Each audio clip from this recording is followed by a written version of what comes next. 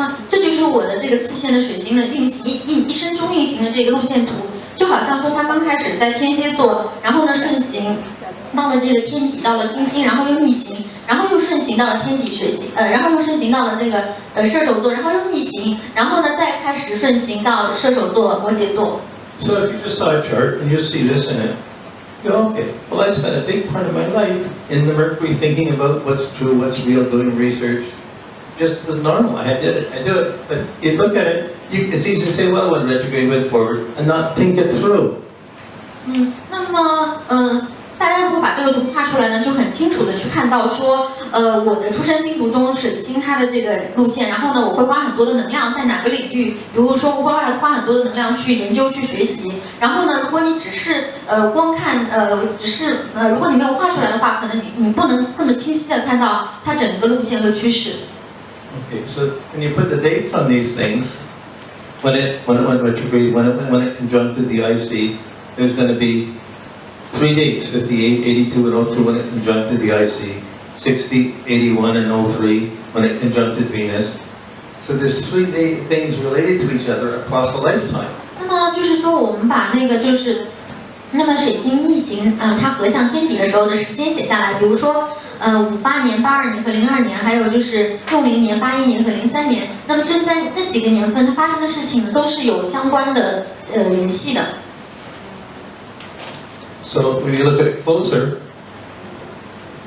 Mercury starts 58, it hits my IC. 那么我们就是说我们再靠近看一下，那么58年的话呢，次线的水星呢合了我的 IC。Mercury was on my IC, and I learned about the Encyclopedia of Sex. 那么水星合了 IC 的话呢，我学习了这个就是跟女朋友的那个性的那个经验，就买了那本书，但是我没有看。And that there's a big difference between learning and doing. 那么光学习和做是有差别的。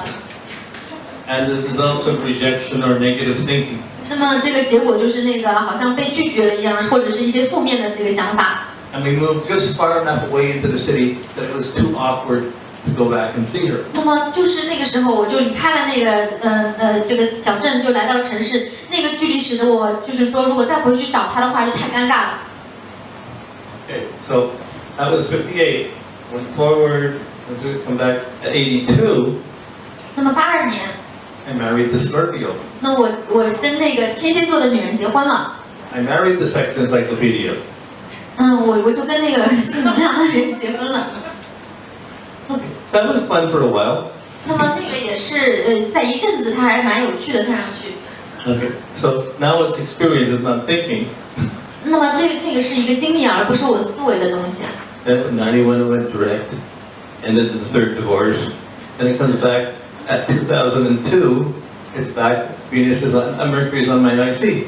那么就是说，当它逆行到那个91年的时候，开始顺行的时候，我第三次离婚，然后呢又顺行到了天底，是02年的时候。In between 98 and 2002, I had my identity stolen. 那么在82年到02年的时候呢，就是我的身份被盗窃了。So I set up Bell Network. It's the biggest phone company in Canada. So sorry. 我建立了当时就是加拿大最大的一个电话行销的公司。They had a big website. I set up their astrology site inside their site, and I got them from 25,000 hits a month to 2.5 million hits a month in 2 years. 那么我建立了这样的一个好像是说也是电子网站的一个公司。那么这个企业这个网站可能是从刚开始的就是2500个点击量到几百万的点击量。They were so shocked it would do this.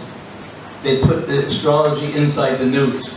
那么他们只是把这个他们那个就是星座的知识放到了这个他们新闻里面，竟然这个网站的浏览量就会这么的猛增。It made them look that they were the best news on the web for the whole continent. It looked like the best news on the web. 那么就好像说他们的这个网站就成了当时就是市面上最流行的这个新闻网站公司一样，占星师合作，然后呢同样也是得到就是说还是维持他们那个之前的点击量的。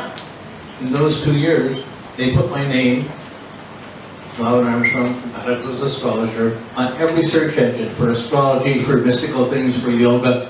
10,000 names, my name was there, and it was coming first on all the search engines. 那么，但但是问题呢，并不是说这个合约终止了，而是说他们把我的名字就是 Robin Armstrong 放到所有的这个搜索引擎的关键字里面了。所以这些不管是说那些神秘学的东西啊，或者瑜伽啊什么的，只要搜索的话呢，都会显示出来是我的名字。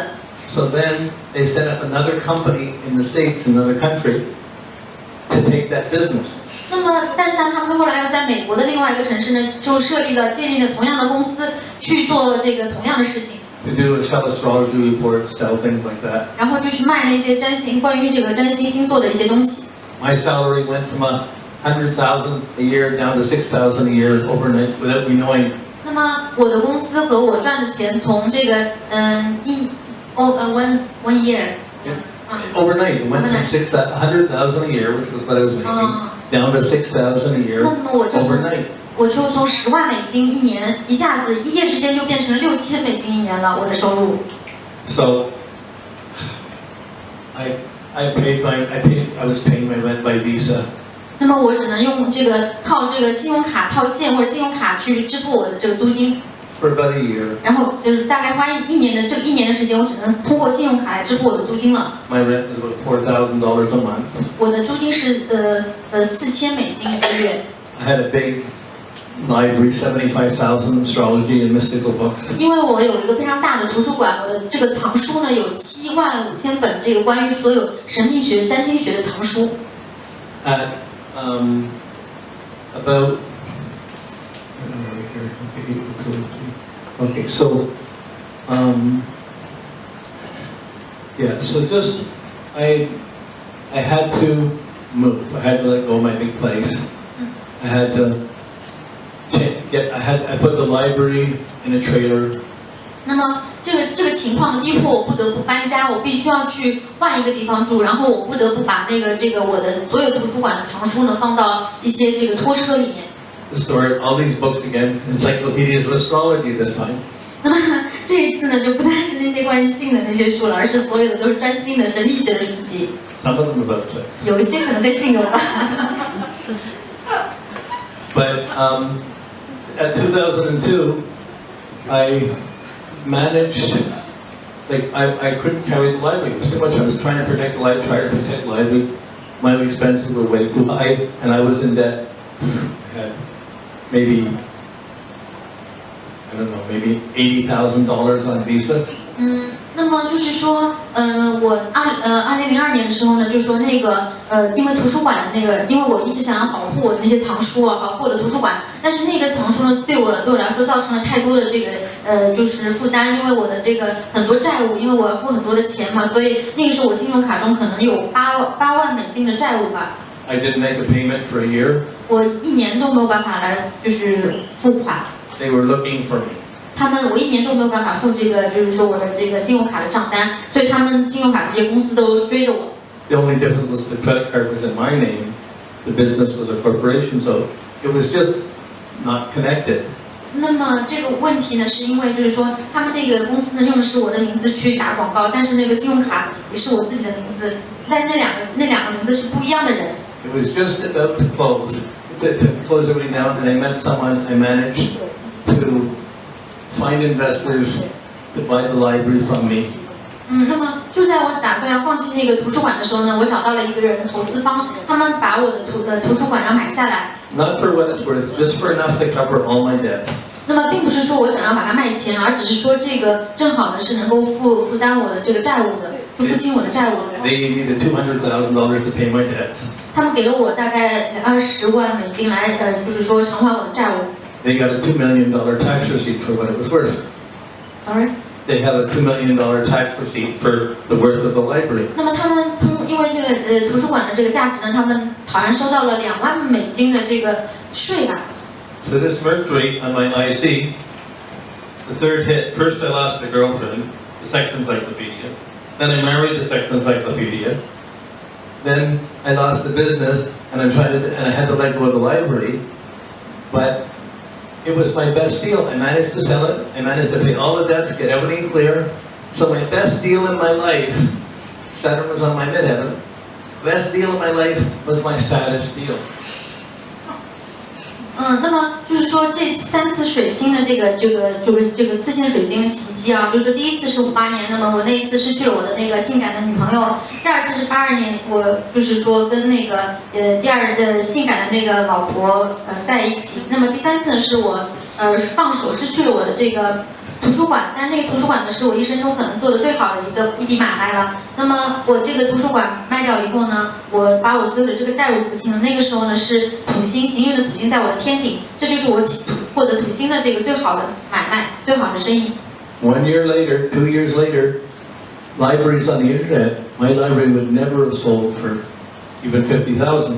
那么1-2年以后，只要这个1-2年以后呢，就是所有的东西都是电子化了，所以呢，图书馆也是在线的图书馆了。所以，如果是再晚1-2年的话呢，我根本不可能把那个图书馆卖这个价格，甚至是5万美金都不可能。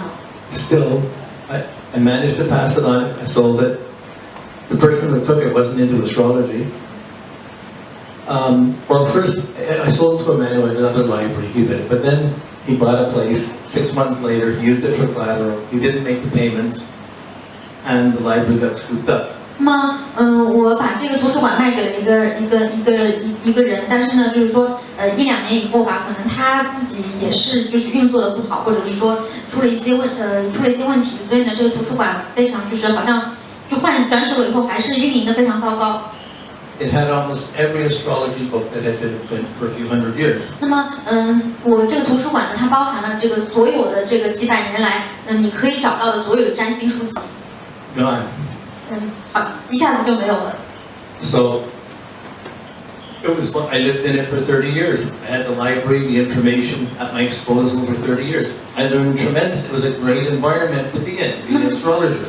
那么这个图书馆，我曾经在那儿住了30年，我这些藏书一起生活了30年，我学习了基本上所有这些书籍我能看到的内容，所以对一个占星师来说，这个环境是非常非常完美的一个环境。So after I go, I felt I couldn't do anything. Why bother doing anything? 那么当我就放手这个图书馆放下的时候呢，我觉得有一些让我觉得好像就没有意义了，或者说我干嘛要做很多事情呢？好像就觉得很没有意义。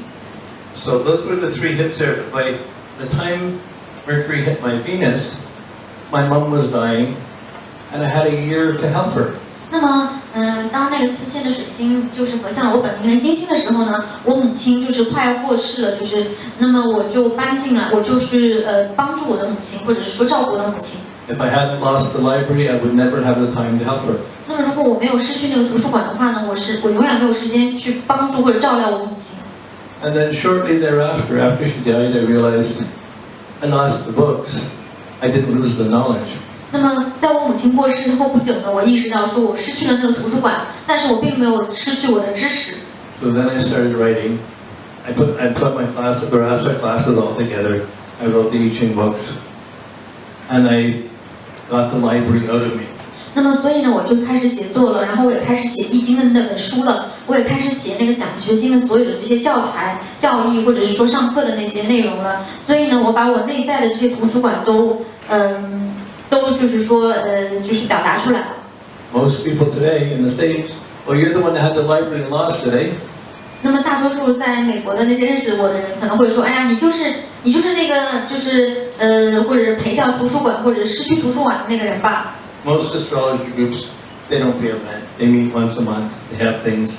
I worked 30 years with astrology, paying 2,000 or 3,000 months rent to keep the library going. It was a different level of commitment. 那么，大多数的占星师可能他就是，比如说他隔几个月有开一次会啊之类的。但是对我来说，我对占星的承诺，我对这个学习占星或者研究占星的承诺跟别人是不一样的，因为我花了30年，人生中花了30年，就是跟那个藏书在一起生活的。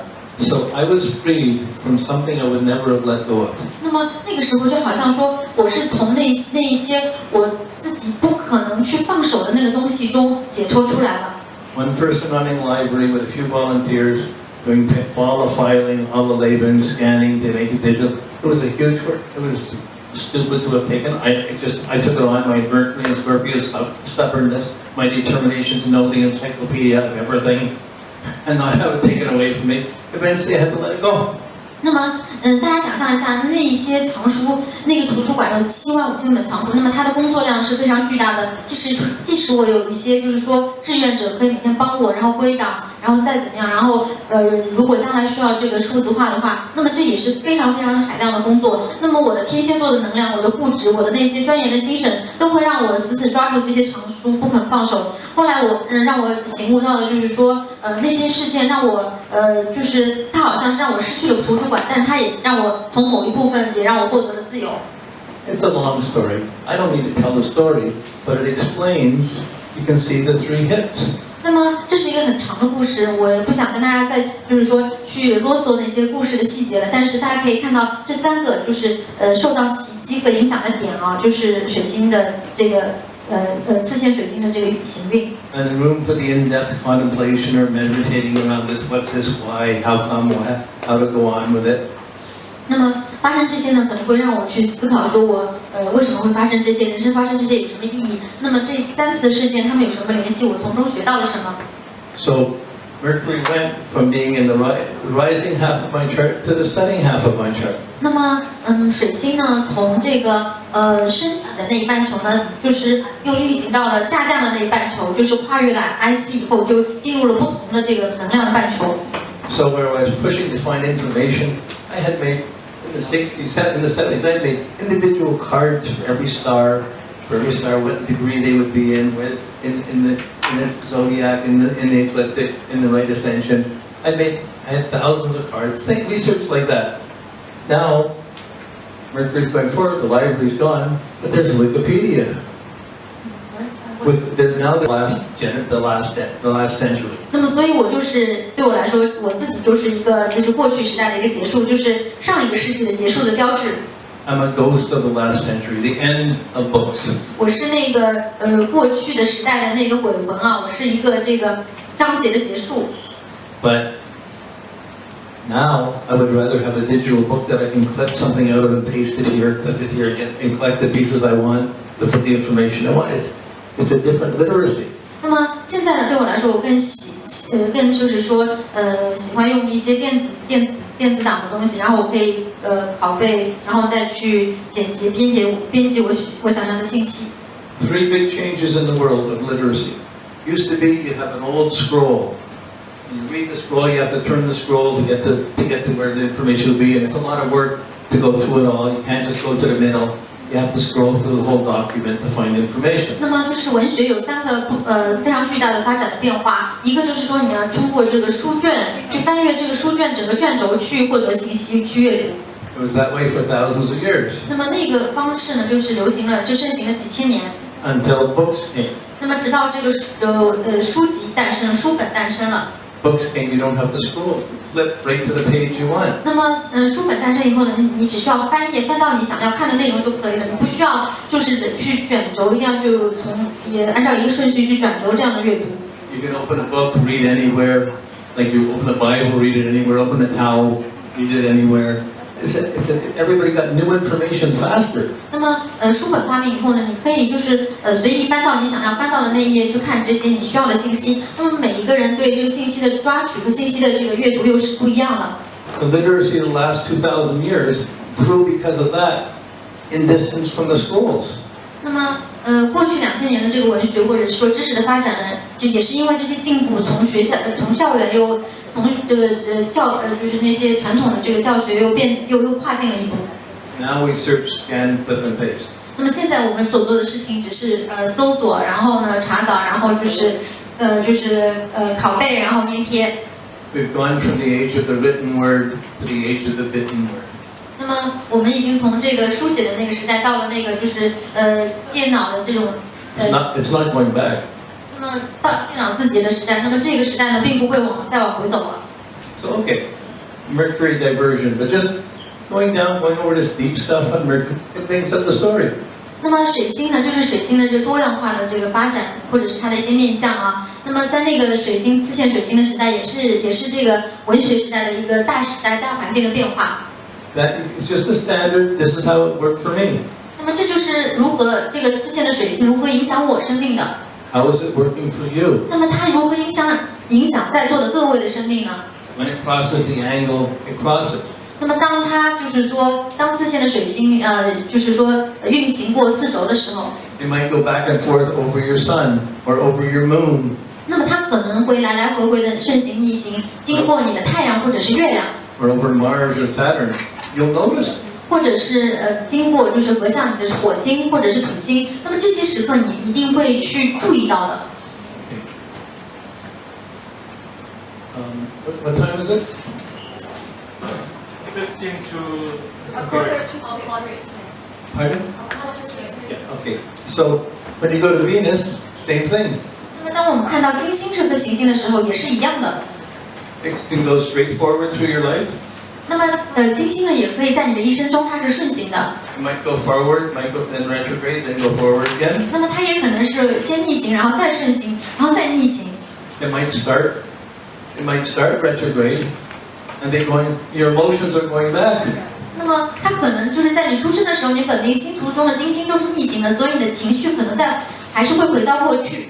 Your body and mind is going forward. Some guy falls in love with you, and you're still in another world.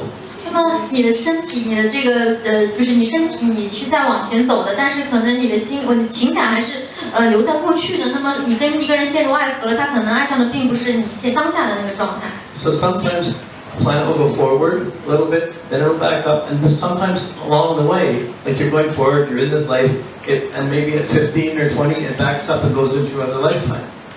It goes back before where it was at birth. So you may only get 10, you might get a few years, you might get 10 years where you have to go back and get something before you go forward. 那么有的时候呢，就是说行运的次线的这个金星呢，可能会到你20岁或者生命的某一个点，它会开始逆行。那么就好像说你在这个点，你需要去回到过去去学一些什么东西，然后再开始新的旅程的感觉。 So you take your Venus column, you mark in if it's going to change signs. 那么我们就把这个金星的那一列就是标注出来，然后呢看一下金星次线的金星什么时候转换星座。 My Venus starts at 0 Sag, 017 Sag. 那么我的金星呢是从0度射手座积分开始的。 It went up to 2 degrees and 30 minutes of Sag. 那么它到了2度30分的这个射手座。 And I went retrograde about 1950. It was retrograde, just going retrograde about the time I met the girlfriend that I had to leave. 那么这个时候呢，就是开始次线的金星开始逆行了。它逆行的时刻就正好在那个我遇到了我的女朋友，然后我离开她的那个点。 With her encyclopedia. So not only was the mental problem, but there's an emotional thing that, oh, this is backing up. How come this didn't happen? 那么这个时候不仅是这个心智是一个往回走，而且就是说情感上也会有一个这样倒退的感觉，好像说为什么我会离开他？ So we moved to a big city. 因为我们搬到了大的城市。 My Mercury went into Sag, but the Venus started going retrograde. 那么我的次线的水星呢到了这个射手座，但是我的次线的金星呢开始逆行了。 Two different currents going on. 那么2股不同的能量开启了。 So Mercury, where are we here? Yes, it went. It's 65.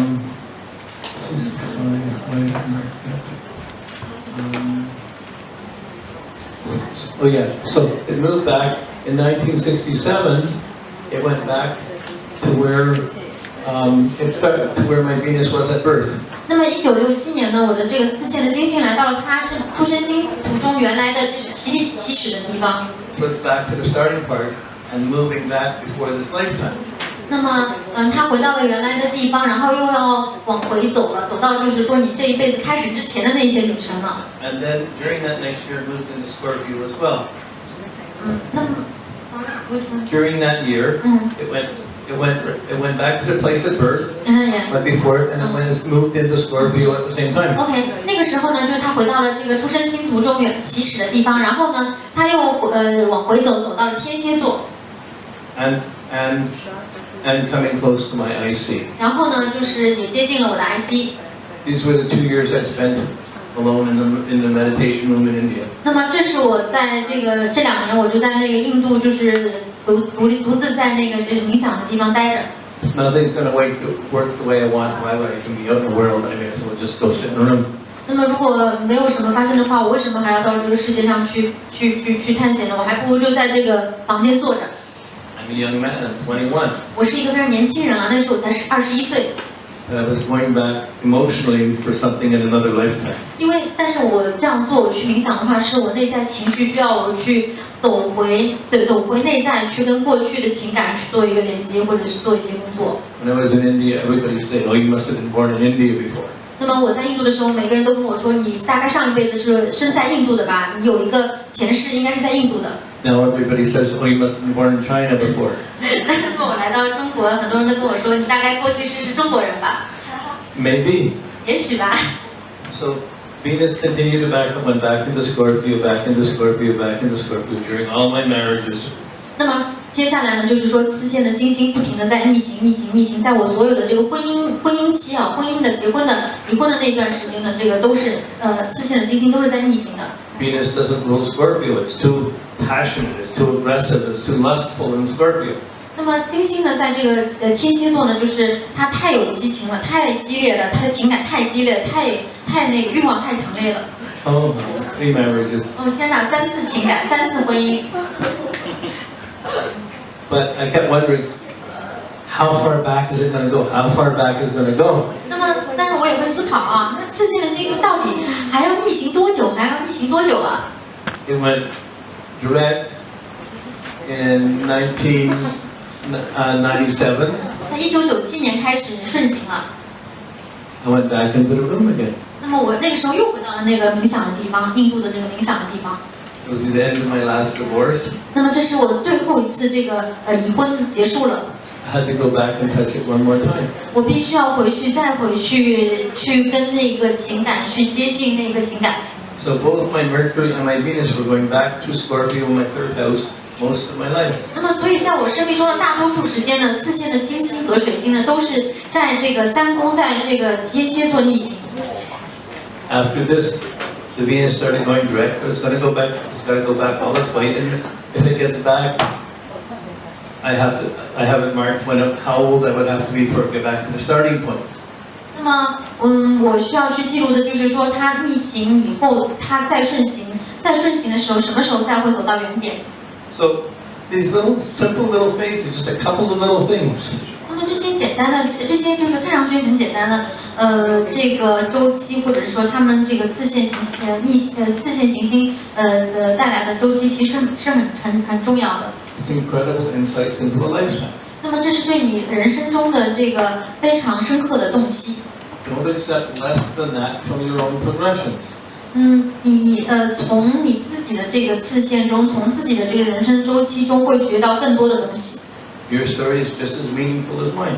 你们的生命故事会和我一样，都充满着非常丰富的意义的。Mine may be dramatic in one way. 也可能在某一些方面，我的人生看上去好像很具有戏剧化。Businesses, marriages, everything can get pretty dramatic. 那么所有的事情，包括说做生意，包括工作，包括我的婚姻，都是这么充满戏剧化。It depends how we're attached into the scheme of things. 那么It depends how we're attached from our soul into the scheme of life. 那么这就是代表着我们的灵魂、我们的心跟我们的生命有多么的，就是连接的多么的紧密。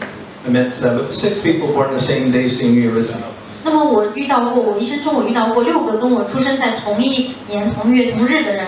5 professional astrologers. 5个专业的占星师。 All had the Mercury and the Venus going backwards into Scorpio. 所有的这些人都有这个生命中都有这样的主题，也就是说，他们的次线的水星和金星是逆行在天蝎座的。 So if you're looking at twins, then you got 5 minutes apart. 如果你看一个双胞胎，他们出生的时间是差5分钟的。 That can be a difference of a year in progressions.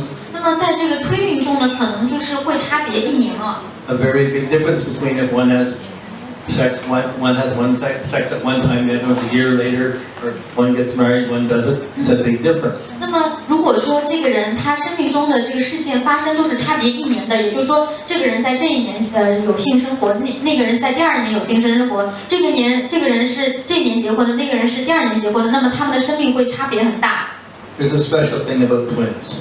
Anyone a twin? 那么对于双胞胎来说，有一个非常有趣的现象，咱们在座现场有没有双胞胎？ No. Okay. With twins, they divide the chart. 那么双胞胎他们的星盘，就是好像分配他们的星盘一样。The strong one will take the sun and the Mars. 那么他们强壮的那一方呢，就会去活出他们的太阳和火星的能量。The weak one will take the moon and Venus. 那么比较弱的那一方呢，会活出月亮和金星的能量。The strong one will be aggressive and force things. 那么强壮的那一个人呢，就会去驱使或推动事情的发展。As they grow up, the strong one may become dependent on the weaker one who's understood everything.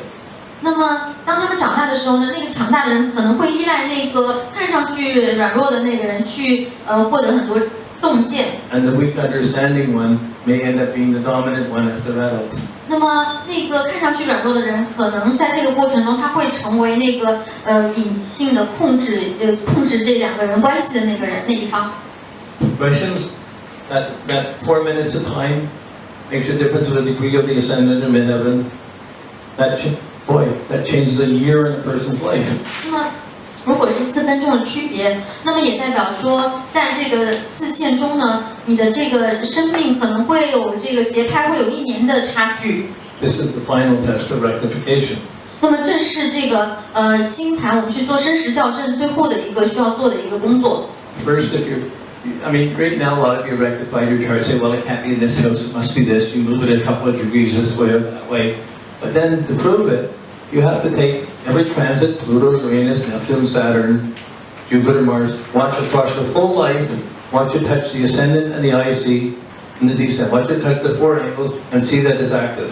那么，就是说我们可能会稍微去调整我们自己的这个出生的时间，如果时间不正确的话，那么在做生时校正的最后一步，如何去核对你调整是否正确呢？我们需要去把所有的行运，也就是说天王星、海王星、冥王星、火星、木星，那么这些行星跟4轴所有的4轴这些时间，它们被激活的时间全都要一一核对。If it's not active, if everything comes a little bit before, a little bit later, your time's off. 如果说呢，它这些时间点，如果是经历4轴的这些时间点都没有被激活的话，那么说明你的时间可能有误差了。So once you can see, oh, Uranus hit it, it's shocked right away. Then you watch weekly, Mars is hitting it and reacting each time Mars touches an angle. You know you're close. 那么如果你知道说，比如说行运的这个天王星过4轴的时候，哎呀，生命中发生了一些震惊的事件。如果行运的火星像4轴都有些什么事件发生的话，那么你知道你的这个时间调整的是差不多对了。Then when you're trying to see when your progressed sun hits the ascendant or hits the angle, it's going to go across. You might not be a year or 2 out. You may make a mistake of 2 degrees. You just change it, it's not right. You're going to be out 2 years, 3 years.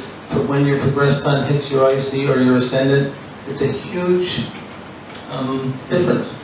那么就是说，当你这个就是生时校正的时候，就是说误差的是几度的话，或者是很小的几分钟，但是在这个推运中，就是次线推进的这些行星，它可能影响的话就是几年的这个误差了。A lot of professional astrologers will say, "Oh, just give me, I'll rectify your chart. Just take a few minutes, no problem." 那么有一些专业的占星师说，哎呀，我就花几分钟来做一些你的生时校正嘛，没有问题，这很简单。The people I know who did it best says, "You want me to do this? Give me $1,000 retainer and I'll start." 那么就是说，我认识的做的最好的生时校正的那些占星师会跟客户说，你给我大概每个月$1,000-2,000，我会给你好好做。You can change it to anything you want, but when you change it to get it to be what it is, it has to stand all these tests. 那么，你可以去做生时校正，去调整你出生时间，但是你真正要去调整到那个非常非常精准的时间的话，你的这些时间都要去能够就是去经历这些所有的这些挑战，都能够符合这些行运。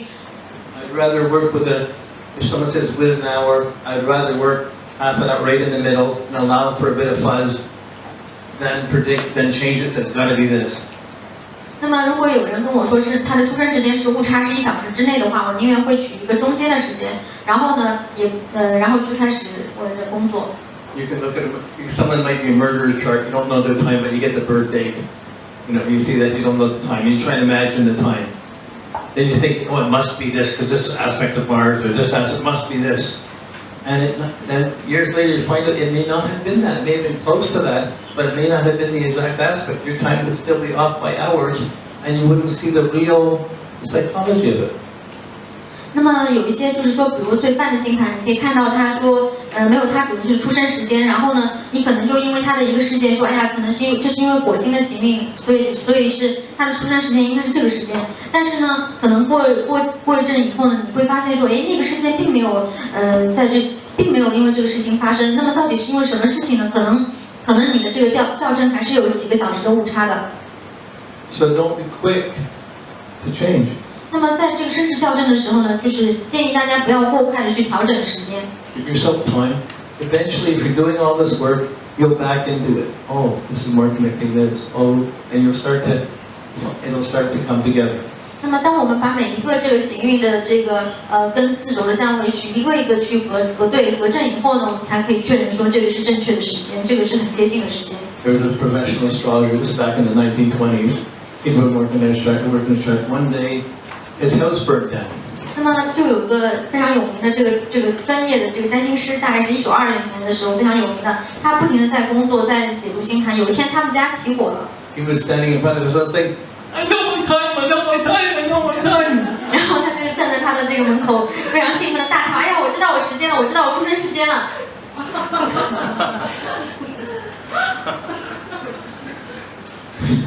I don't think his wife would have been thinking that. 我认为他老婆可不会这么兴奋。So there's all kinds of funny stories in astrology of how you run into things, how you find things, but the ego to think, I know where it is, this is it, I'll just set it up for you, that's it. A doctor can come and see you, you got a problem, we'll just cut that organ out. Just take some drugs. It's not necessarily thinking about you. 那么，那些有些占星师他就是去做这个生时校正的时候，可能就是如果被小我占据的话，他可能会认为这就是你的时间。然后就像这个就好像说你去看医生，然后那个医生跟他说，我们只要把你这个器官拿走，或者给你这个药就行了，而并不是站在这个客人的这个病人的角度去考虑的。So you just take time. You let yourself wonder about it. It's okay to have puzzles you don't know. You know, it's really hard to know if you had saying is it AM or PM? Is my time AM or PM? I know it's 6 o'clock. Is it AM or PM? It's a very difficult decision between Taurus and Scorpio rising. When you think about it, it's hard to observe it. 那么，就是我们需要花时间去真正的去看这个生时校正如何去调整这个时间。那么，这个真实校正确实非常困难，就好像说有的时候你会不知道你是早上出生还是下午出生的。那么这个时候就好像说，你去观察一个人到底是就天蝎座或者说金牛座的上升点都是非常困难的，你很难去观察到。You have to work the chart. Is my sun above or below? Is it rising or setting? Until you know which one fits okay. 那么你需要去细节详细的去工作，就比如说它的太阳呢是在这个地平线之上还是之下的，它的太阳是在上升的那边还是下降的那边呢？然后再去决定它的象限等等。It's kind of like you're getting your eyes tested. Is this one good? Is this good? Can you see this? Can you see that? Is this better than this? Is this? And you test it. No, I feel more this way than that way. We do that with our chart. 那么生时校正就好像是说我们去检查视力，那么视力的话会去检查你视力配镜的话呢，会去做很多的测验，然后呢每一个测验呢都会去问这个当事人的感受，哎，你的眼睛觉得这个看得舒服吗？那个看得是不是更好？ I have Sun and Neptune in Libra. 那么我的太阳和海王星是在天秤座的。 So this is my true confessions. 那么这是我最真实的告白。 I have Venus in my 4th house in Sagittarius. 那我的金星在这个射手座在4宫。 I live my life for love and beauty. 我活着就是为了爱和美活着的。 If a beautiful woman was there for me, oh, this is everything. 如果一个生命中来了一个女神呢，我会觉得啊，天哪，这就是我生命的全部了。 Now that I've gone white, 现在我长了白头发出来， I don't see it the same way. 我并不是同人，我的看法完全不一样了。 So now I can see a young woman and see how aggressive a young woman can be. 那么我现在看到一个年轻女性，我可以看到她非常的美丽。 I couldn't see that before. 我现在以前可能不一定能看到。 So in my 60s, I can see those things. In my 40s and 50s, I wasn't clear to see those things. 那么在我60岁的时候，我可以看到的东西，可能是在我年轻的时候，40岁的时候是看不到的。So just Libra, Venus down low in Sagittarius, 3 marriages, travel. But really, I've been motivated by spiritual understanding from different countries. 那么对我来说，其实我是受不同的，就是不同文化的那一些灵性的那一些灵性的驱动而驱动的一个人去做很多事情，就是我还是很灵性的，因为我的金星在射手座，在4宫。And even my meditation is mostly chanting.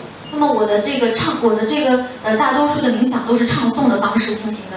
So it took time for this to mature. I went forward in my life, backed up, through Scorpio. But in this time, I spent time alone. I had these deep searches going on. Why could this happen? How could it leave me? These questions. 那么我生命中的金星，就是自线的金星呢，就是在这些过程中呢，我在金星天蝎座的时候呢，我做了很多的这个就是做了很多的这个研究，然后呢，我也就跟经历了很多感情，我也会去思索，去理解这些感情的意义。So with Scorpio down on the IC right there, I'm motivated at the same time. If I'm hurt, how could this be? 那么就是说，我的天底在这个天蝎座，所以说一旦当我受到伤害的时候，我就会去想，怎么会这样呢？为什么会受到伤害呢？ My first wife took my 4-month-old child. I couldn't find him for 5 years. 那么我第一任妻子，她把我4个月大的这个儿子带走了，我大概花了几年的时间都没有办法找到我的小孩。I get a million pathetic stories. 我可以说100个非常非常悲惨的故事。 You can't stay there. It changes. 但是我们不能原地不动，我们会改变。 Looking at the Sag, backing up into Scorpio, it's like I had to go back into another lifetime and complete a few things. 那么就是金星在这个自线的金星逆行，就好像说我的人生中这一阶段，我要好像回到我的过去式，去终结过去式的一些事情，未尽的事情。 Before I could go forward, get a newer, clearer motivation and start moving forward. 那么就好像说，在我就是重新开始，就是在4宫的宫头，就是 IC 这里获得我的驱动力之前，我需要去打扫房间，把过去清理掉。 So in my life, my sun's in Libra, my Mercury's in Scorpio, my Venus in Sag. I see that each has different levels very distinctly. 那么我的这个太阳在这个天秤座，然后呢就是水星在天蝎座，金星在射手座，我把这3个能量都是看作是不同纬度的不同的能量。 But if my emotions aren't right, 如果我的情绪是不正确的，或者是说负面的话，我就不能正常的思维、正确的思维了。 you're lucky you're meeting me after marriage. 你们很幸运，你们是在我的婚姻之后遇到我的。 So, but just like you see the little story. This is just my story. It's a little story. It's a big thing to me. 那么这就是生命的故事啊，这是一些小故事，但是对我来说，就是生命的那一些非常有意义的大事，就是那些非常有意义的事。 So the Mercury, the Venus doesn't go back to Mars. It comes back up. So it's really these couple of little points. 那么金星呢，它并没有来到这个合向我本命的火星啊，它只是说在这个天底的那一些相位。 So when you put the years to it, you got your diary. 那么当你把年份写在上面的时候呢，你就有了自己日记的那些重要的这个时间的素材。 If you got it and you're not curious, how could you be into astrology? Once you got it, you gotta know. 那么当你有了这些年份的时候呢，你有了这些线索的时候，如果你是一个占星师，你怎么可能没有那个好奇心去探索自己生命的故事呢？ So I grew up with my 57. My brother was born, and we moved from the river to an apartment. 那么在57年的时候呢，我的弟弟出生了，然后呢，我们从那个靠近几条小河的这个小村庄搬到了那个大城市。 Venus backs up in 1968. I'm sitting in the meditation room alone. 那么68年的时候，行进的金星呢来到了天体。那么这个时候我是在68年，我是在印度的那个冥想的那个小房间冥想。 71. I'm married. My wife's pregnant. 那么71年的时候呢，就是说我的这个我结婚了，然后我的老婆怀孕了。 99. I'm finished. So all my marriages were in Venus retrograde too. 那么在我的金星那个逆行自线金逆行的时候呢，我都是在我婚姻的经历。 99. That was just about the time that I found out my identity was stolen and everything was falling apart. 那么在99年的时候呢，就是我那个时候就知道，就发现了我的这个身份是被偷窃了，然后我所有的这个我所有的这些事情好像就是我的经济也一落千丈。I had a huge guilt for losing the library. 那么我因为失去了这个图书馆呢，我有非常大的内疚。But it's on the straight foot. I'm having to reevaluate until 2025 when it hits my IC again. 那么这个时间呢，就是金星就自线的金星都是顺行的。那么在这个过程中呢，我都要重新的去衡量我的价值，我的个人的价值，然后直到2025年。That's 11 years from now. 那么2025年是到现在应该要11年以后了。Who knows? 谁知道那时候会发生什么？ I think more of a meditation, spiritual depth might come through there. 那么我认为那个时候可能会更多的冥想，更多的这个灵性的生活，更多的灵性的发展，在那个11年以后对我来说。So I'm curious enough that I want to live through that. 那么我非常好奇，所以我希望我能活到那个时候。I'm not in a hurry. I'm going to die tomorrow or whatever. I'm not thinking like that. 那么我并不是说我非常急匆匆的生活，我并不是说我明天好像我活不了多久，我并不是这样的。Okay, so yeah, okay. We take a break now. It's 3 o'clock, I think. 那么现在大概是3点11分了，我们休息一下。So 15 minutes, come back. 那么15分钟后我们再回来。Serious things now. 那么现在开始讲严肃的内容啦。So most of the computers, they do the progressions for the Moon, Mercury, and Venus. So, like in transits, we watch Mars and out. But when you're watching progressions, you learn about the Moon, you learn about Mercury, you learn about Venus, you learn about the personal things you don't see by transits. 那么，在那个行运的时候呢，我们不会把这个火星加进来。但是呢，在次线的时候呢，我们会看次线的月亮、次线的这个水星、次线的金星。It completes the picture. But now, when you get to the outer planets, Mars and out, they don't move that much. 那么，当我们看到那些外行星的时候呢，那些外行星在这个次线的推运中呢，它们移动的是很少的、很缓慢的。So my Mars starts 15 degrees of Scorpio. 那么我的火星呢，是从15度的这个天蝎座开始。It changed to Sag, 1966. 那么1966年呢，到了这个次线的火星呢，到了这个射手座。When I left home to travel and end up in India. 那么那个时候呢，我走出家门就开始流浪了，然后我到世界各地漫游，然后我来到了这个我旅行，来到了印度。It went into Capricorn in 2006. 那么在2006年呢，次线的这个火星呢，来到了摩羯座。So Mars is in Capricorn. 2 years later, my Sun went into Capricorn. Then my Moon went into Capricorn. I'm still miserably old. 那么这个时候呢，就是说，我的这个太阳、我的月亮、次线的太阳、月亮都到了摩羯座。那么这个说明我人生中就真正到了老年的时候了。There was a movie called Grumpy Old Men, and we should make into one Grumpy Old Astrologer. 那么有一部电影是叫做就是糟糕的老年人。那么我们应该拍一部片子叫做糟糕的老占星师。So I just mark when it changes signs. Goes through it. So in my chart, it goes through a couple of signs. Goes through half of Scorpio through Sag into Capricorn. 那么我就会去标注说，我次线的火星它换星座的时候，那么它次线的火星在我生命中呢会经历运行过那个天蝎座，然后呢是射手座，然后再是摩羯座。If I live to 100, it'll go into Capricorn. 那么如果说 No, go into Aquarius. 那么如果我活到100岁的话呢，我次线的火星呢就会行进到那个水瓶座。I might get there and have one word and then die. 我可能活到那个时间，我说了一句话我就死了。So you look at it and wonder, but now mine just went straight. If your Mars goes retrograde. 那么大家可以看一下那个火星的那一栏，我的火星就是次线推运的火星都是顺行的。If it goes forward and then goes retrograde, it's going to be in the same degree in the same place for 10, 15 days, 10, 15 years of your life.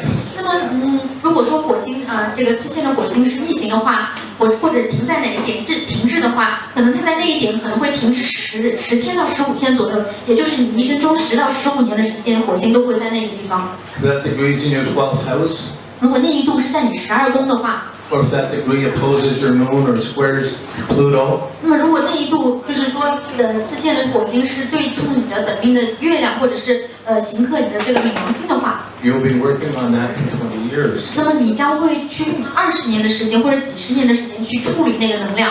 So someone's trying, I want to get pregnant, I want to get pregnant, I gotta get pregnant, I gotta do it, and for 20 years they're not getting pregnant. 那么很可能某人说我要怀孕，我要这个成功的受孕，可能他们花了20年的时间做这个事情，还没有做成功。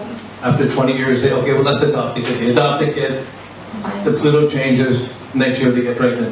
那么可能就是他们尝试怀孕20年不成功的话，那么终于他们决定说我要这个领养一个小孩。那么当他们终于领养好一个小孩的时候，那么那个行运的这个相位呢，跟冥王星的相位就不成型了。那么这个时候她又怀孕了。And when her Mars was in her 12th house, was making a difficult aspect of the stationary, and she was in an abusive relationship. 那么如果说你的这个火星是在12宫，自信的火星是在12宫的话，如果它停滞的话，或者是它产生了一个非常强硬的挑战相位的话，可能它在一个具有虐待性的关系中。For 30 years, she's been getting beat up or not nice. 那么可能30年的时间，他是被受虐待的这个关系，可能是被打、被侮辱。She wouldn't leave because of her kids; they could get hurt. 那么他不会离开那个关系，是因为他还有小孩，他不想让他小孩也受伤。Pluto Mars finally moved out of that degree. She finally left. 那么自信的火星呢，终于离开了那个位置，离开了那个度数，他终于离开了那个受虐型的关系。These are very depressing things to see. If you're 20 years old, you look at your chart and see that's going to be there for 30 years. 那么这是一些非常就是说让你觉得就是压抑的那些事情。如果你20岁很年轻的时候，你看到了生命中哇，我要经历这么多挑战的时期啊，要在那儿待好几年、好几十年呢。At the same time, it would explain the reality that's happening. 那么，但是呢，在同时呢，它会去这个能量呢，会去解释为什么你生命中会发生这些事情。You can't offer the information just because you see it. 你不能只是看到这个能量就去告诉别人一定会发生什么。You have to wait till the person needs to know it. 那么你必须要等到那个人他准备好了去接受这些信息。Because you can't assume it's violence, you can't assume it's this. You just know it's there. That's going to be there a long time. 那么你不能就是说去假设这个人他生命中已经存在这些虐待的关系了，你只能感受到这个能量是存在的，可能要在那里待很久。Who's had their Mars go retrograde? 那么谁会在他的这个出生以后，他的这个次线的火星会逆行呢？请举手。Yes. So, what year did it turn direct on? 那么他哪一年会开始顺行呢？次线的这个。Or what year did it go retrograde in? Sorry. How old were you? 那么你几岁的时候，那个次线的火星是开始逆行的那个时刻？Born. You were born retrograde. Okay, so it's already going back. Man aggression goes back into what was left over from another lifetime. There's still some karma there. 那么你出生的时候，可能对你来说，男人啊或者意志啊、行动力，可能你还要去回到过去世留下的那些业力中去把它们就是处理干净。So a lot depends on will it turn direct in your life? Does it turn direct? At what age does it turn around? 那么自信的火星在你哪一个年龄、什么时候它是顺行了呢？ Sometimes it has to back up until you hit a bad aspect, and you have to go back and get that bad aspect. And then you did it, okay, you paid it off, then you can go forward again. 那么有的时候好像就是说你需要就是说这个自信的火星是逆行的，逆行的时候它碰到一个强硬的相位，就好像说你还要还过去式的一个债务。当你感受到那个能量的时候，然后你还清了那个债务，然后你才可以向前顺行。In the meantime, it has an effect on your relationship with sexuality. 那么在同时呢，在与此同时呢，它也会自信的火星呢也会影响你的这个两性关系。You're half there. 那么在这个自信的火星逆行的时候，你即使在这关系中呢，好像你也只是一半的这个精力在投入这个关系中一样。So if you're with a Scorpio, half there is not enough. 如果你是跟一个摩羯座在一起的话，那么你只是一半的这个精力投入在我身上，那可不行啊。I want it all. 我想要你的全部。 And you're saying, what can I do? 你会说，那我能怎么办呢？ So this puzzle, you don't define it. You look at it, you wonder it, and you say, oh, what's that? 这就是一个谜，好像就是我们并不能去定义一个谜，我们只能去感受这个能量，在这个精微的能量中游行，然后去把握它，感受它。This is going to take me 20 years or 10 years or 50. Oh, gee. 那如果这个能量它要花20年、30年演化，那么天哪，它会给我生命带来些什么呢？ Sometime a whole life may come to having to go back and fix something you left in the last lifetime. 那么有的时候我们的生命就是这样的，好像我们一生就需要去为过去世做下的一些事做的一些事情，去种下的这个因，去了结这个因吧。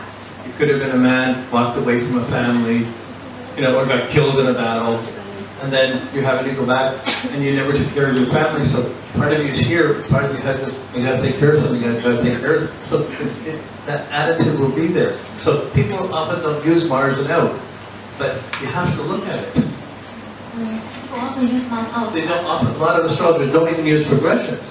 那么就是说，就好像说你这个灵魂来到这个世界之前，有可能就是你离开了你的家人，或者抛弃你的家人，或者你在战争中死亡了，所以你投身到这个世界中，你的情绪体就带着这种感受，好像我还有这些未尽之事，好像我还没有照顾好那个家庭，好像我还没有完成过去的责任。所以当你在这个人生中前进的时候，你好像还要退到过去，去了结自己过去的这一份未尽之事。那么，很多占星师呢，他们是不看次线的这些行星的。有些占星师我知道，他们只看次线、2、4线行运的月亮，他们其他的行星都不会看的。So you have one little place. This is the sensitivity complex. 那么，但是呢，当我们去看这个的时候，我们就会看到说，这些也给我们带来了一些非常敏感的一些生命中的一些可能会发生的情节，或者是我带来的一个特殊的态度。It's a puzzle in your life. Someone else may not be able to solve it for you. 那么这就是你生命中的一个谜，是你自己的，就是需要去解决的一些情节，没有任何人能帮你解决这些问题。Being aware of it, if you're not ready for it, that's not good. 那么当你觉知到这一点的时候，但是你还没有准备好去解决它的话，那这也并不是一件很好的事情。But this is why progression is usually click in, and you start seeing it in your 30s or 40s. You start saying, "Oh, here's authority." 那么，当大多数人都是活到他们30、40岁的时候，才会看到说，哎呀，原来我人生的故事是这样的。But when you realize it and you see it, and you've been experiencing it, it's an affirmation. Let's say, "Oh, that's why that's happening." Oh.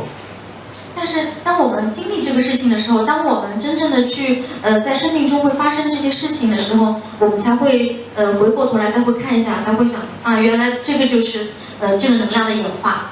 Becomes conscientious, and you start working within this time limit or this time pattern to try and meet the experience.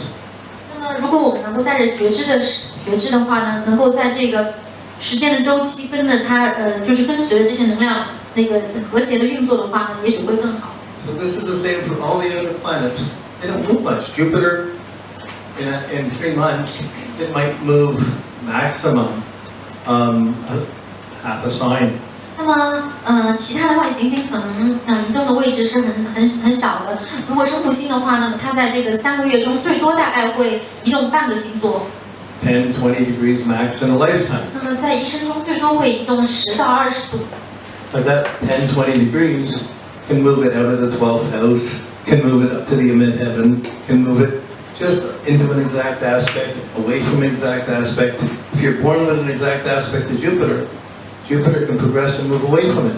那么，虽然说木星就是在4线中的木星，它移动的度数是非常少的，但是这个移动的20度、10度的话，它也可能会去离开12宫，或者次线的木星也可能去合向天顶。也许次线的木星它会正在接近或者入相位一个重要的相位，或者次线的木星会离开一个出相位一个重要的相位，这些都是非常重要的信息。So if you're born with Jupiter square Mars, you're aggressive. 那么如果你出生的时候木星和这个火星是4分的话，你是非常有竞争性的。If it's not exact and Jupiter's moving more towards Mars in the progressions, you're going to get more and more aggressive. 那么如果你出生的时候木星和火星的相位并不是非常的精准的，那么是有一定容许度的。那么当次线的木星开始移动的时候，那么你们的这个火木的这个相位的话，它会越来的越精准成像。那么这个时候你的这个个性中的那种好争好斗的这种好竞争的这种个性就会越来越明显。When it hits the exact degree, the exact aspect, you're at your peak of aggression. 那么，当这个木星，次线的木星移动到这个火木相位的最精准的成像的那一年的话呢，就是你一生中，你的这个精力最旺盛的那一年。If it goes stationary or retrograde right there, you'll be at that peak aggression for 20 or 30 years. 那么如果说，它是这个自限的木星，它在那个你的生命中的某一天，它是停滞了，或者是说逆行了，那么它可能在你生命中的大多数的年份，你都会存在着这个非常旺盛的精力，保持旺盛的精力。So if that's someone says calm down, you're not going to calm down. 那么也许，这个时候别人会对你说，哎，冷静一点吧，你可能一辈子都没有办法冷静下来。You have to figure out how to be aggressive and how to use that. 那么你必须去了解或者去知道自己的这个就是非常激烈的能量，然后呢，如何去学习，让这个能量更好的顺应自己的生活，去把握这个能量，而不是去压抑它。You can be aggressive. It doesn't have to be bossing a person or chasing kids. It can be that, but it can be championing a cause, and it's easy to be active if you're doing things for a good cause. 那么你可以变得非常有竞争性，或者是说非常的有能量的，非常的充沛。但是你可以不把这个能量放在打你的小孩，或者追逐一些这个，或者是闹一些做一些坏事。你可以把这些能量放在就是说去为那些你认为的弱小的人群而奋斗。It doesn't seem practical when you're. I'm just going to go to Jupiter. Sorry, this is Mars. Yeah, so my Jupiter just stays in my third house all my life. 那么我的那个自限的木星呢，都是一生中都会在这个我的三宫中行进。It goes over Mercury and Mars. 那么它会合向这个水星和火星。I have extremes of thinking, extremes of action. 那么我的想法、我的思维、我的行为都是非常极端的、极致的。And that creates extremes of learning. 那么这个也带来了我非常极致的，就是强烈、激烈的学习的经历。It's not extremes about relating. It's not somewhere else. It's down in my third house. 那么这些激烈的能量呢，并不是和人链接的领域，并不是情感的领域，而是那个我非常的，就是非常集中的，都集中在我学习的这个领域中了。At the same time, while Jupiter went through here, at 7 degrees, it squared my Pluto. 那么当那个木星就行进在这三宫的时候呢，它在某一个度数的时候，就是4分土星和冥王星。I grew up afraid of my father. As soon as we did something wrong, pow, knocked across the room. 我长大的时候很害怕我的父亲，只要我做错一些什么事情的时候，我爸爸就会给我来一巴掌或给我打一拳。That was normal. 这个是在我生命中是非常常见的。My understanding that got me through this was I only got caught for half of what I did. I only got caught for half of what I did. 那么，我如何让我去，就是说，就幸存下来的那个理念，我的理念呢，就是说，那个我父亲这样对我，可能只是我做错的事情只是一半的原因吧。So I really deserved to be hit 10 times more, but I got away with a lot. 那么我的想法，我应对的方式就是，可能我做了更糟糕的事情，但是我父亲打我，只是因为这个1/10的原因来打我。So then it hit Saturn, then it hit Pluto. 然后这个行进的木星呢，就是4分了这个本命的土星和冥王星。And Mercury and so like you see it pile up and you see the sequence of how you develop your understanding. 那么你看到他们这些能量的一个个的这个相位啊，或者它这个影响的一些就是这些相位，那么这些顺序呢，就告诉你是说你如何建立和发展你人生对很多事物的看法和理解的。I got strapped every year in school, from grade 1 through every year. I do something wrong, I get the strap. 那么我每一年的那个在小学的时候，我都会做错一些什么事情，而受到惩罚那样。They take a leather strap, hold it, wham, wham. So that I got that when I was 5 years old. 那么我在5岁的时候，可能就是我拿到成绩单，或者是说学校的通知单，我父亲都会非常的愤怒。I go home and get beat up at home for getting strapped. 我回家的时候呢，都会被我父亲狂揍。This was normal. 对我来说，这是非常普通的，就是常见的生活情况。By the time I was 17, my parents split up. I had no problem going on my own. 那么在我17岁的时候，我父亲和母亲分开了。那我自己对我来说，我独立是完全没有问题的。No matter what happened, it wasn't going to get worse. 那么不管接下来会發生什麼，不會比之前更糟糕了。So I had a lot of anger growing up. My Mercury went forward and back. The Jupiter is working with. It's all in the third house about understanding these things. 那那么我的这个自线的火星呢，就是火星顺行逆行，然后又合向了水星，然后呢，这些都是在我3宫的，所以我成长的经历中，我带来有很多愤怒的成分，有很多愤怒和怒火，那么这些都是在我3宫的对世界的理解的这个领域发生的。The Jupiter won't come out of my 3rd house. 那么木星呢不会离开，在我的生命中不会刺线的木星不会离开3宫。It's my lifetime story. 这是我的一生的这个故事，都是这样的。But if it went forward and retrograde, it could only move. Sometimes it moves 4 or 5 degrees in a lifetime. 那么有的时候，如果说这个自线的木星是顺行又逆行的话，它可能在一生中只会移动4到5度。Does it change a house or a sign? 如果 Sometimes, if it might for you. 如果这个4到5度的话，它是转换宫位，或者是转换星座，或者是跨了一个这个4轴的话呢，那也是非常重要、非常显著的。These are big shifts. 这是人生中非常大的转折变化的事情。Is it moving away from an aspect? Is it moving more into an aspect? 那么这个自线的木星呢，它是出相位接近一个相位呢，还是入相位接近一个相位呢？这都是非常重要的因素。This is not deep, complicated stuff. It's deep, but if you're doing one planet at a time, you're just looking. Oh, don't just look at a planet. Where is it coming from? Where is it going to? You're seeing it for a lifetime. What's it do? 那么这是非常深度的、深刻的研究，但是它也是非常简单的，并不是非常复杂的系统。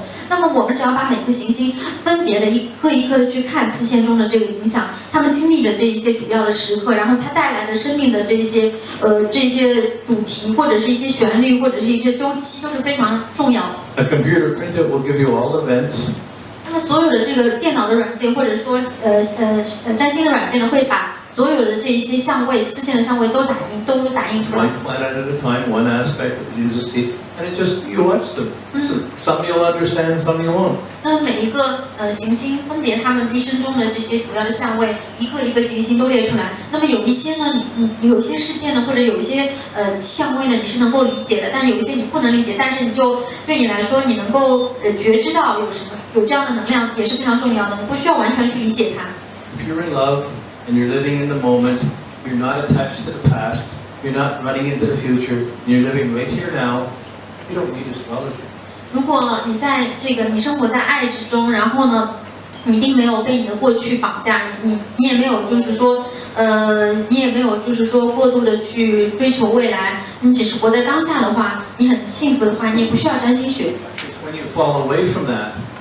I can't be still. I fall away from it. How do I fix that? Then astrology gets useful. 那么，只有当你偏离自己的轨道，当你偏离当下的那个状态的时候，你才需要占星学去帮你去导航。 It doesn't make it easier. 但是占星学并不会让你的生活变得简单， It makes it more meaningful. 它让你的生活变得更有意义。 And if you get to finding your heart in the moment, it's not even meaningful. 那么，sorry。 If you get to living in your heart in the moment, it doesn't matter if it's meaningful. 那么，如果你能够让你的心活在当下的话，实际上对你来说是否有意义也并不具有很大的意义了。 Then you've transcended the whole thing. 然后你就可以把所有的东西都扬升了。 But how long can you transcend it for? An hour, a day, a year, the rest of your life? 但是你可以扬升多久呢？在这个状态中，是1个小时呢，还是1天，还是1个月，还是一生呢？ Usually, as soon as you get alone, I'm at peace. Oh, but I gotta go do this. 那么通常你一个人待着的时候，你会说，哎呀，我平静了。但是你突然间又会冒出这个想，哎呀，我要干这个，我要干那个。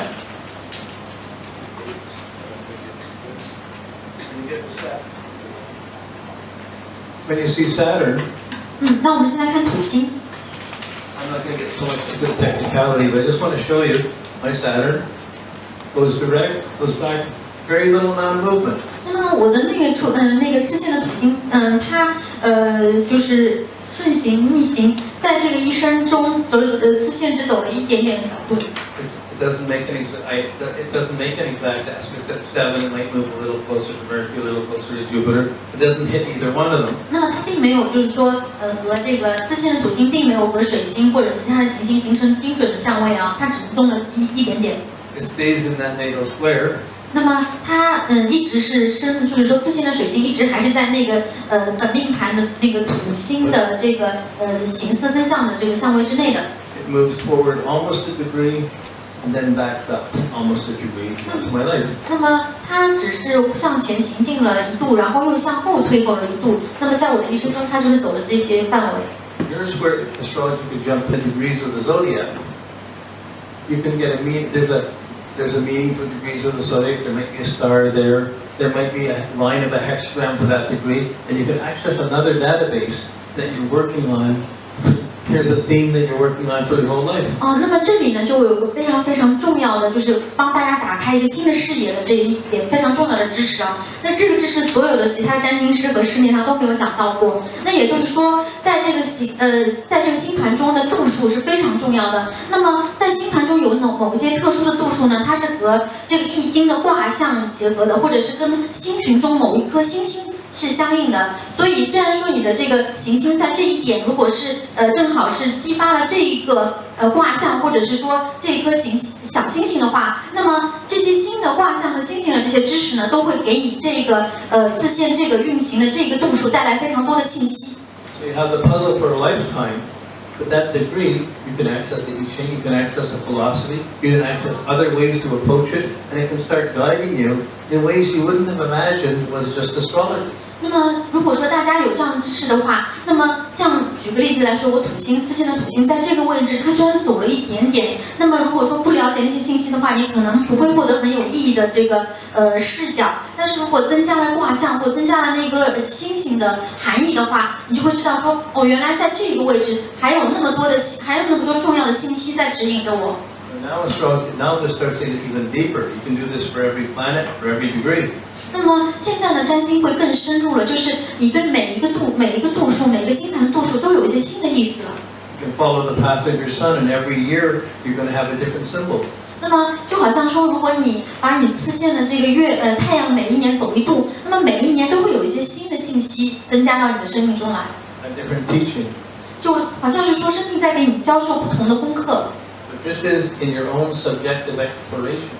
那么，但是这是在你自己主观的那一种面向中，会带来很大的影响的。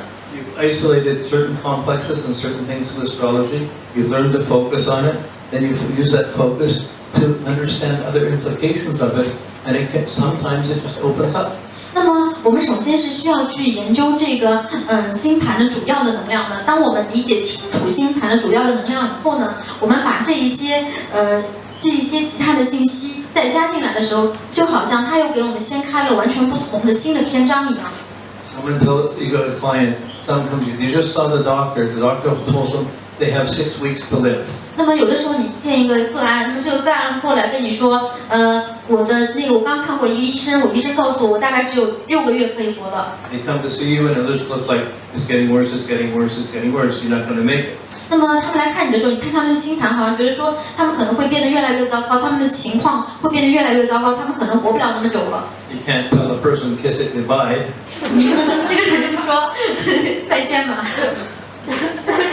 But you might be able to go into a degree, into a hexagram, find a philosophy, find a teaching that might be helpful to them while they're sitting on the edge of life and death. 那么，但是呢，有的时候就是说，你可以去通过星盘中的某一个点，那这一个点的话呢非常重要，它连接的那个卦象或者连接的那个信息，就好像是一个神秘的教导一样，它可以帮助你从获得更多的智慧，或者是更多的哲学的理念，帮助你从那个不健康的状况中重新的这个找回活力。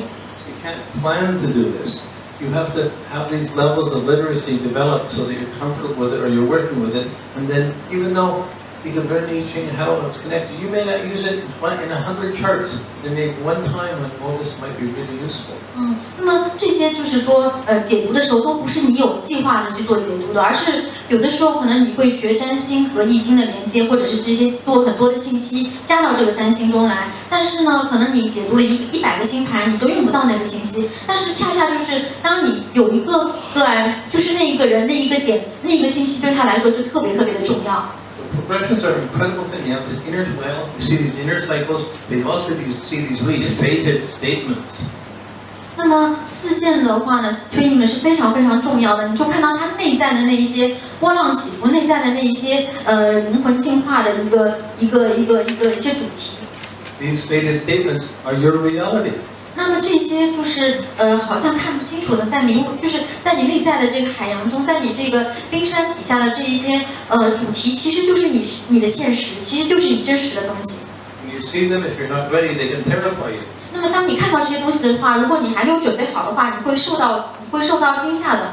But when you see them at the right time, where you get confirmed, they can confirm what you've been going through. Oh my goodness, that's what I've been going through. 那么当你清晰的看到它，并且你能够就是和它就是说能够去和谐的连接到它的能量的话，你会理解说啊，我生命是需要经历这些事情。Most astrology advice is really gross advice. So at this time, do this, do that. It's not how do you die, how do you deal with these, how do you complete things. But some of the things to degrees, studying stars, people have written into meditations on each degree, the I Ching fits each week. These can create really deeper insight if you're sensitive enough to tune into them.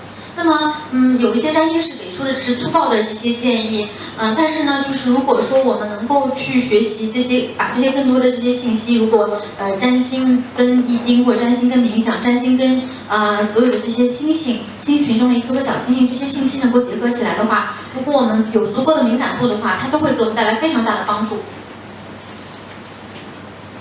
So my Saturn went forward till 1983, then it retrogrades. 那么我的土星，自信的土星呢是就是向前进到83年以后呢，就向后逆行了。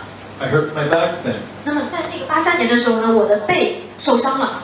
It was near the end of marriage number 2 with the Scorpio. 那么这是跟那个天蝎座女性的，就是那个第二个妻子的这个婚姻的终结结尾的那个时间了。We're at the beach, we're in the water, we're swimming and playing together. 那么我们在那个沙滩边上，我们在那个水边游泳。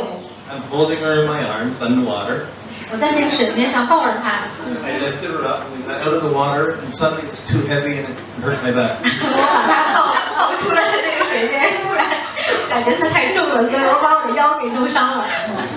It's like, oh, it's stupid, but it's a big thing. 那么它好像看上去很愚蠢，但它是我生命中发生一件非常大的事情。It took away my gymnastics and a lot of my cardiovascular. 那么他把我的，就是说那个时候我就不能去这个就是锻炼运动了。The message is, I knew we were splitting up. I should have not tried to lift her. I should have left her alone. 那么这个信息应该是我应该离我的那个妻子远一点，让她这个一个人带着，而不应该就是抱她。But I believe we would have Venus and Sag. This is nice. We'll play. We'll make the best of it for now. 那么因为我是那个天秤座，而且我的金星在那个射手座，我们要一起玩耍，然后我要跟每个东西在一起 I 这样。 remember to this day. And then my disc powder. 那么我记得那一天呢，就是非常清晰。我把它抱出水面的时候呢，我的那个下面的那个部分是粉碎了。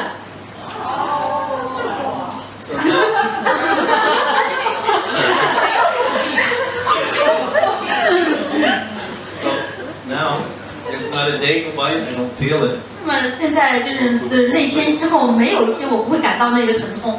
But I took Tai Chi, and I strengthened the muscle tendons, and I was able to sit up, I was able to move. It saved my life. 那么，但是那个时候我差点应该是瘫痪了吧？然后我开始练太极，然后就是太极帮助我，就是把那个尾椎骨的那个周围的那个肌肉和韧带的力量加强了，所以我就可以坐起来，然后我还可以站起来。I'm not a master of it, but it saved my life. I can move. 那么我并不是说太极的宗师啊，但是太极确实是拯救了我的生命。I can sit up, but I can stand up, but not all the time. Every now and then, I just gotta sit down because my back's not strong enough. 因为我现在就可以站起来，也可以坐着，但是呢，我要时不时的坐着，就是说，因为我的背还不是很强壮。This was a Saturn story. Saturn retrograde. 这是一个土星，就是逆行，自信土星逆行的故事。Long time consequences. 它带来非常长久的影响。So I'm just fortunate the Saturn didn't move all the way up to Pluto. 那么我觉得我很幸运啊，就是说自信的土星没有这样子行进到和那个冥王星合相。She might have drowned me on the spot. 不然它可能会让我直接淹死了。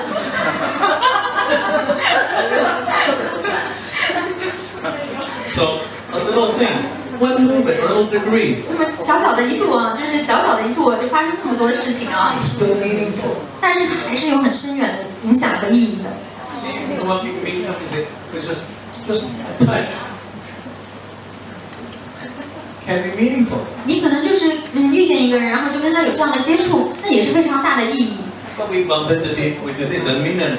但是我们就有的时候就随意的遇到什么人，也不会对我们产生很大的影响。 It depends on your development, where you are. This is your part of your process going on. 那么这基于是说你内在的这个旅程是什么样的，你内在旅程到了那个时候遇到的事情，都会对你产生非常大的意义。 I grew up hating my dad, being afraid of my dad. 我长大的过程中，我很害怕我父亲。 When he was young, he was a very aggressive man. 那么当他年轻的时候，you're young. When he was young, 当我父亲年轻的时候，他是一个怒气冲冲的男人。 he was an aggressive, proud man. Been a soldier, but he was aggressive. 那么他是一个就是怒气冲冲的、很有这种愤怒的男人，因为他也是做过的士兵。 Fought in a war, all this stuff. And no one's go against my word. 那么他也就是经历过战争，他的那种怒气和他的那种傲气，就好像说没有人能够就是影响我的生活。 In his 40s, he had one of his lungs taken out. 那么在我父亲40岁的时候，他的这一个肺被切除了。 He still smoked for the next 20 years, 那么他接下来20年呢，他手术好以后呢，还是继续抽烟， but he became weak. 但是他有点虚弱了。 When he became weak, he became a nice guy. 那么他虚弱了以后呢，他成了一个还不错的友善的男人。 So before he died, we were in love with each other, and it was clear. 那么当他死之前呢，我们两个人是互相相爱的，所以我们之间的恩怨就了结了。 I'm very grateful. 我非常感激。 It didn't happen that way for my brothers. 那么我的兄弟和他的关系并不是这样的。 It's just how do we meet our destiny? So there's my story about Saturn. 那么这就是我的土星的故事，也就是我们如何和我们的命运去工作的。 It only moved 1 degree. 那么土星，我自线的土星，它只行进了1度， Backwards and forth. Still, there was a story there. 但是它就是这么顺行逆行了1度，但它还是有一个非常重要的、非常深远的故事在这个后面。 Be greedy about your progressions. Sorry. Be greedy about your progression. 对你的这个自己的这个次线的推运的故事贪婪一点吧，不停的发掘吧。 Don't quit until you get your story. 直到你找到你自己的故事之前，就不要停止探索。 Expect the story to be there. 那么期待你的故事会就是活生生的跳出来。 Don't accept. It doesn't mean anything. 不要接纳，不要接受这一点，说这个东西不代表任何的意义，不会发生任何的事情。 It's the DNA of your life. 它就是你生命的 DNA。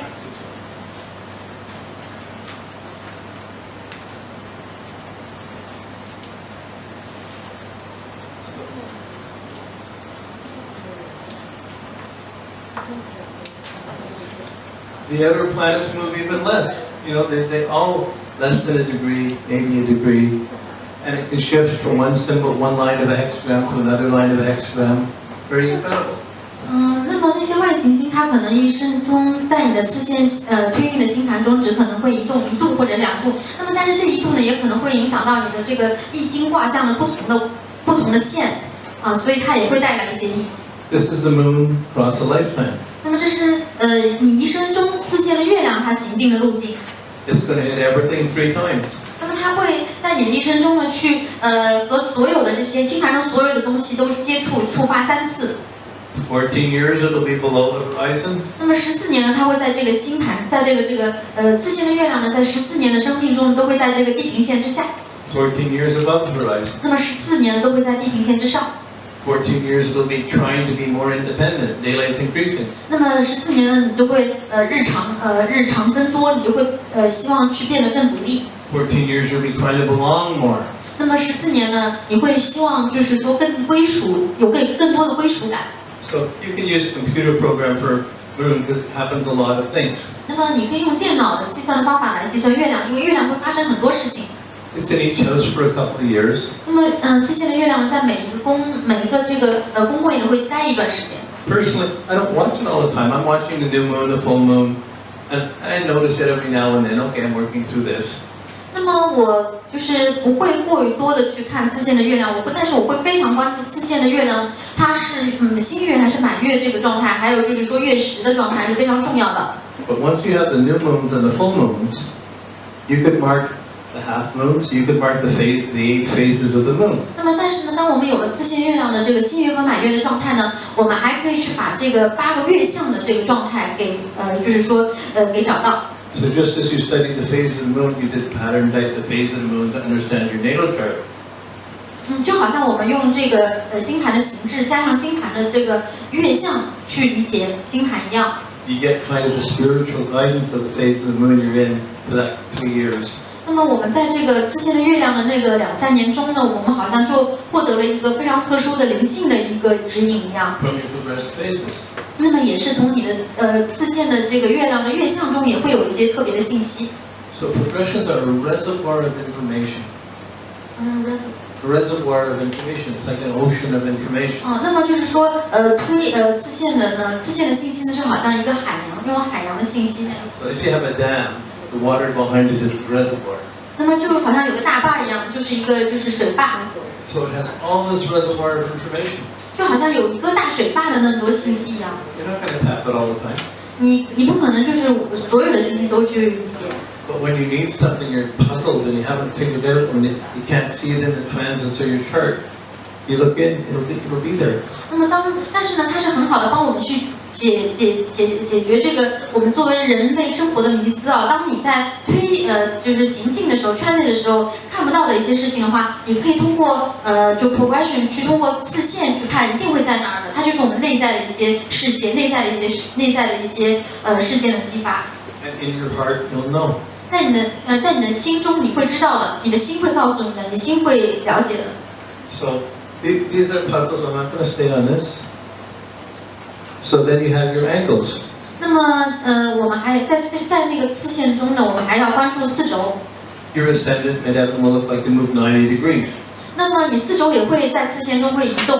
Really, they're moving 360 times 90 degrees.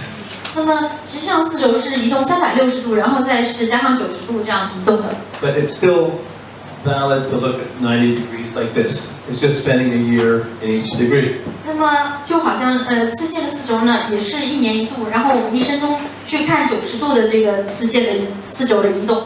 So I use the IC as the most important in progressions. Where you're coming from next to your sun, it's your motivation. Where you're coming from, it can shift from the sun. Mine started in Scorpio, went into Sag, went into Capricorn, in Aquarius. 那么我在看次线的时候呢，4轴的时候呢，我是最看重的是天底而不是天顶。也就是说，我认为 IC 是你从哪儿来的，是代表说你的驱动力在哪儿。所以我的这个次线的这个 IC 呢，是从射手座来到摩羯座，然后再行进到这个水瓶座。So sometimes somebody only lives a short life, they live a piece of this. 那么有的人的生命比较短暂的话呢，他的这个次线的推进的IC 呢，可能只会走一小部分。But sometimes if someone lives 90 years, they may live this whole quadrant and even go past it. 那么有些人生命够长的话呢，也许他推进的这个4轴可能会走满整个象限，甚至会去推进到下一个4轴点。So when that happens, something is completed. 那么当那个发生的时候，就代表说他生命中某一些事情是完成了。You've been sensitive to a whole cycle, a whole quarter of your chart. 那么你对一个完全的这个象限的这些所有的事情，你都会有一些敏感的觉知了。And when the IC gets up to touch your descendant, your motivation comes up to touch your relationship area. 那么，当这个次线的这个 IC 来到了合相的这个下降点的时候呢，那么你的那个驱动力就好像是和你的这个亲密关系联系在一起了。Some people can be 但在它行进的过程中呢，它还会发生一些重要的相位，触发一些重要的相位。But if you're trying to understand someone's motivation or tuning into it, the hexagram, the line of the hexagram, the meaning of that degree becomes incredibly profound. 但是，当我们想要了解或者去发现这个人他内在的驱动力是什么，他是从哪儿来的时候呢？那么这个推进的这个 IC 他经历过的这个星盘的度数的相应的这个卦象就非常的重要，它可以打开很重要的这个理解的层面。Next time when I come, maybe I can do something about the degrees and the hexagrams and how to use them. 那么下一次如果我来中国，我有机会来中国的话呢，我会教授一些关于每一度跟每个卦象的相应的关系和那些深度的这个教学。Then you're same with your ascendant, you'll move down. 那么上升点也是一样的，次线推进的上升点也是往下行进的。So my ascendant will go into the second house, it'll go over Virgo. It'll hit the Neptune for a couple of years. 那么我的次线的这个上升点呢会往下推进，走到1宫，然后到2宫，然后呢合向了海龙星。It'll come up to hit my sun at some point. 然后呢也会在我生命中的某一个点呢，它会合向了太阳。And then it may get down to touch my IC. 那么它接下来呢也会行进，可能会接近我的 IC。Maybe then I'll just go live in a black room and not see anybody forever. 也许那个时候我就会到那个小黑屋，然后住在那儿，待在那儿，再也不见任何人了，直到永远。But there's just everybody's stories in these patterns. 那么在这个过程中呢，也会有一些小的模式和故事。Here I just put the years with it. Then you have the midheaven. You have the descendant. 那么4轴呢都是这样的，就是说，就是中天和这个下降点也是这样移动的。Now, when you increase your understanding of the basics,